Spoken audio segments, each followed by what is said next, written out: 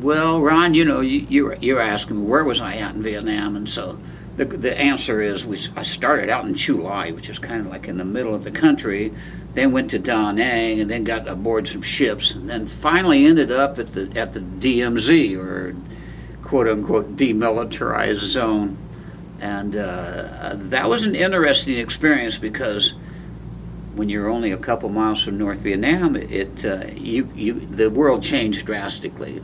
Where in the South we totally dominated everything, artillery and the air, but up north when you get next to the ZMZ, the North Vietnamese had artillery, and that changed the whole world, because now every once in a while they'd shoot artillery at you, and but you were asking me to tell you some kind of event or some story that occurred, and one of the peculiar things is we were doing reconnaissance, because I was in a reconnaissance group, about 15 of us, and we were doing recon for a battalion of Marines. And since we were real close to DMZ, they would send us north to somewhere up north. Maybe I was in North Vietnam, maybe I wasn't, but we went far enough to try and find out where the North Vietnamese artillery positions were so we could send jet strikes on them. So we were, and if you look at that area of Vietnam, it's like a giant beach. From the ocean, it goes in for miles with just sand, and and then maybe a little shrub, like a chaparral or some little bushes around, and not much there, pretty flat. So when you say like that, you mean just a beach all the time, and not like estuary where the water comes in and fills it up? It's part of the time it just stays like a beach. Yeah, it is sandy beach. You can dig a hole real quick, Okay, and it just goes inland, huh? Yeah. Okay. And versus estuary. Yeah. Okay. So we were running patrols north from there, and for this battalion Marines. A battalion of Marines is like 4 companies of about 100. And how many's a company? About 150 guys, and with tanks and all that. So about 600 folks then. I guess about 600. And we were doing the reconnaissance for them, and so the tale I'm going to tell you today is we didn't really hang out with the battalion. There was bombed out, abandoned villages in this area. From the B-52 strikes, would you say? Well, possibly. Well, I saw some B-52 strikes when we were hanging out there. So. Okay. Yeah, because everybody's familiar with those strikes over North Vietnam. Yeah. The weird part was you never saw the B-52. Yeah, because they're like 35, 38,000 I don't know where they were. Yeah, you couldn't see them all once you would hear the ground go boom. Right. Right. If they were close enough. Well, I saw holes bigger than most swimming pools, so they dug a big hole in the soft dirt. I think it was called the 10,000 pounders or something like that. I would imagine they were pretty big. Yeah, I think there was actually 5 or 10,000 pounders. Yeah, there was some bunker busters they'd be called nowadays, I think. Yeah, it seemed like they were dumping them for no reason, but whatever. Good point, Dave. Yeah, so... Don't come back with the stuff. Yeah. Well, you don't want to land a B-52 loaded with armament.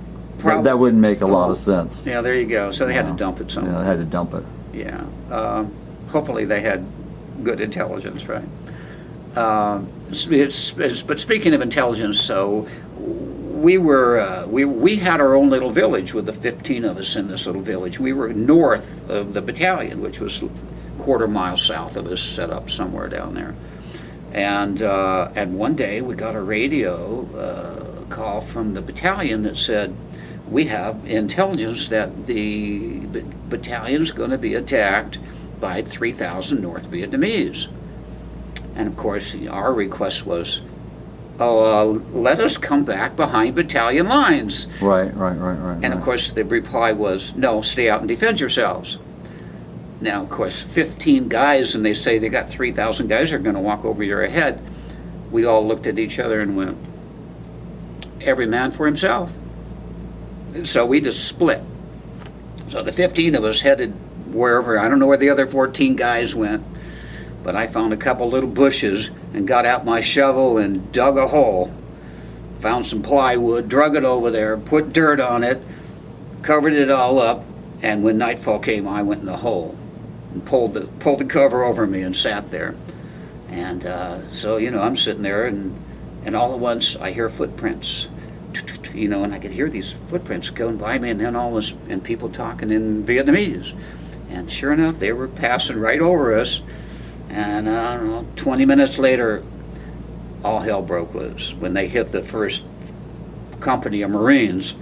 But the tricky part was, the rest of the story is, besides my sitting in this hole all night long, is the company commander of that company had, just after dark, had his guys pick up and move back about a couple hundred feet, set up a new line.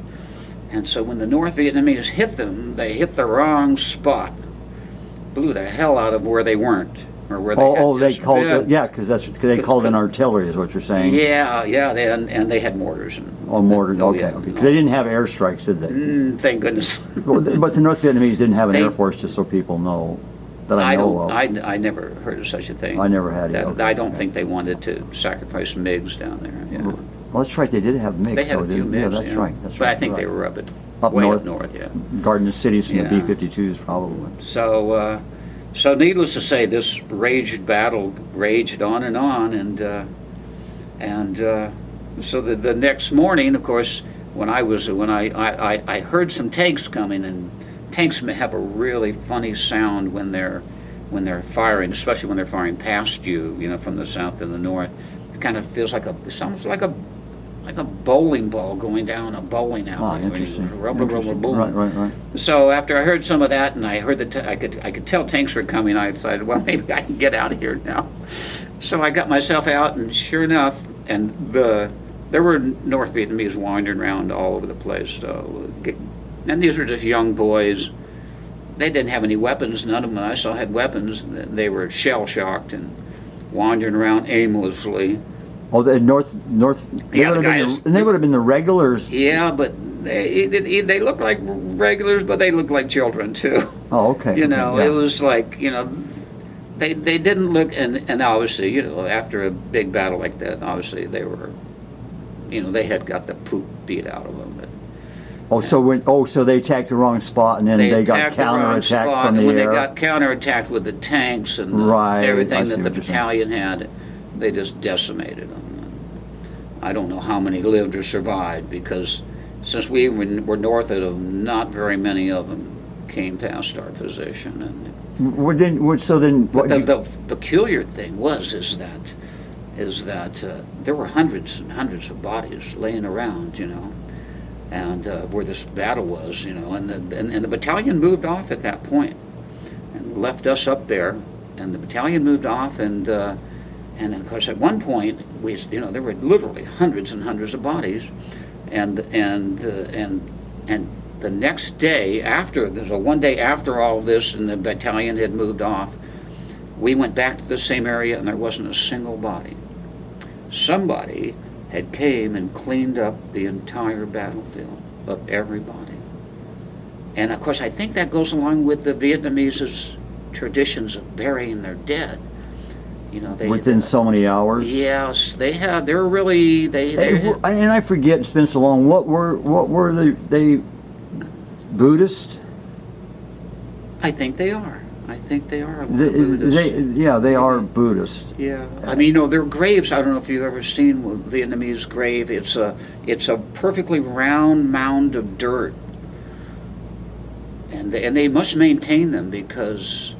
Well, the animals would dig them up if they were. You think they were buried on the surface? Think so, but they're just dirt mounds, perfectly symmetrical, you know.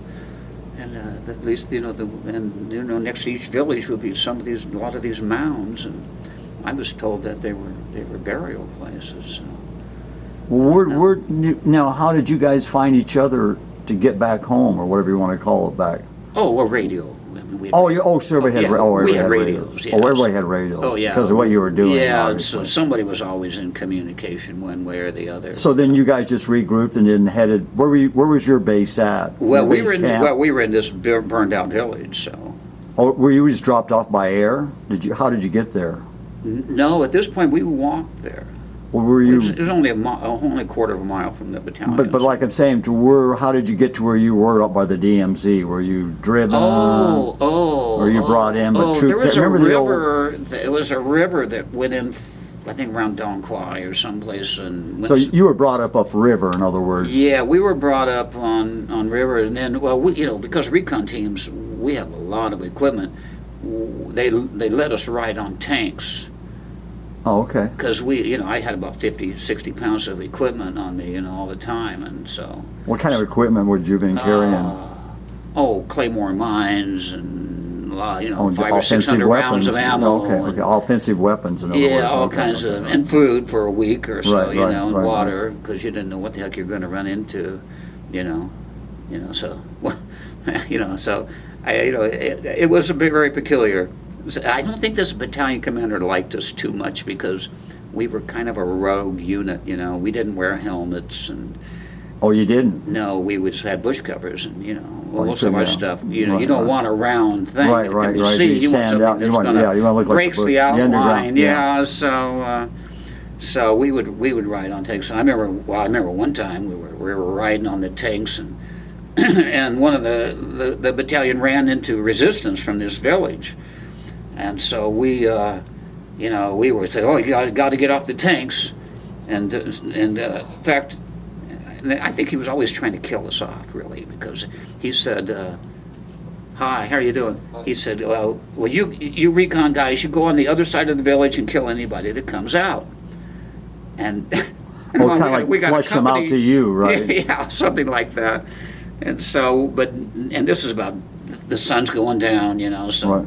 we're wandering across these. This happened to be one of these graveyards. That's what reminded them. And I was wandering through this graveyard, and they have tree lines and so I was walking toward this tree line, and it's getting darker and darker, and then all at once a machine gun opened up in front of me, and so I obviously dropped myself down.